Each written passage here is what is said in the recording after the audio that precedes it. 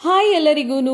ಈ ವಿಡಿಯೋದಲ್ಲಿ ಏಳಿಕಾಯಿ ಚಿತ್ರಾನ್ನ ಮಾಡೋದು ಹೇಗೆ ಅಂತ ನೋಡ್ಕೊಂಬರೋಣ. ಇದಕ್ಕೆ ಬೇಕಾಗಿರುವಂತ ಪದಾರ್ಥಗಳು: ಸಣ್ಣದಾಗಿ ಹೆಚ್ಚಿರುವಂತ ಈರುಳ್ಳಿ, ಕೊತ್ತಂಬರಿ ಸೊಪ್ಪು, ಕರ್ಬೇವಿನ ಸೊಪ್ಪು. ಈ ಕಾಯಿನ ನಮ್ಮೂರ್ ಕಡೆ ಏಳಿಕಾಯಿ ಅಂತ ಕರೀತಾರೆ, ನಿಮ್ಮೂರ್ ಕಡೆ ಏನಂತ ಕರೀತಾರೆ ಅಂತ ಕಮೆಂಟ್ ಬಾಕ್ಸ್ ಅಲ್ಲಿ ತಪ್ಪದೆ ತಿಳಿಸಿ. ಮತ್ತೆ ಇದಕ್ಕೆ ಕಡಲೆಬೇಳೆ, ಕಡಲೆ ಬೀಜ, ಹಸಿಮೆಣಸಿನಕಾಯಿನ ಹಚ್ಚಿ ಹಾಕೊಳ್ಳೋ ಬದಲು ಈ ತರ ಮಿಕ್ಸಿಗೆ ಹಾಕಿ ತರಿಯಾಗಿ ರುಬ್ಕೊಂಡು ಹಾಕೊಂಡ್ರೆ ಚಿತ್ರಾನ್ನ ಟೇಸ್ಟ್ ಅಂತೂ ತುಂಬಾ ಸೂಪರ್ ಆಗಿರುತ್ತೆ.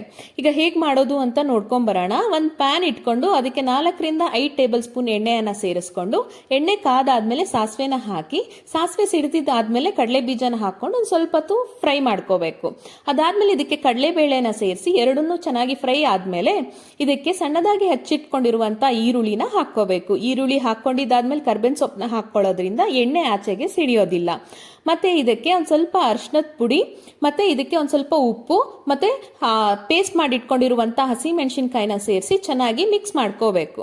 ಅದಾದ್ಮೇಲೆ ಇದಕ್ಕೆ ಏಳಿಕಾಯಿ ಜ್ಯೂಸನ್ನ ಸೇರಿಸಿ ಚೆನ್ನಾಗಿ ಕಲ್ಸ್ಕೊಂಡು, ಫೈನಲ್ ಟಚ್ ಆಗಿ ಕೊತ್ತಂಬರಿ ಸೊಪ್ಪನ್ನ ಆಡ್ ಮಾಡ್ಕೊಂಡು ಚೆನ್ನಾಗಿ ಮಿಕ್ಸ್ ಮಾಡಿಬಿಟ್ಟು ಮತ್ತೆ ಬೇಯಿಸಿಟ್ಕೊಂಡಿರುವಂತ ಅನ್ನನ ಸೇರಿಸಿ ಕಲಸಿ ಸರ್ವ್ ಮಾಡಿದರೆ ರುಚಿಕರವಾದ ಏಳಿಕಾಯಿ ಚಿತ್ರಾನ್ನ ರೆಡಿ ಆಗತ್ತೆ. ಯಾರ್ಯಾರೆಲ್ಲ ಈ ಏಳಿಕಾಯಿ ಚಿತ್ರಾನ್ನ ತಿಂದಿದ್ದೀರಾ ಅಂತ ಕಮೆಂಟ್ ಬಾಕ್ಸ್ ಅಲ್ಲಿ ತಿಳಿಸಿ.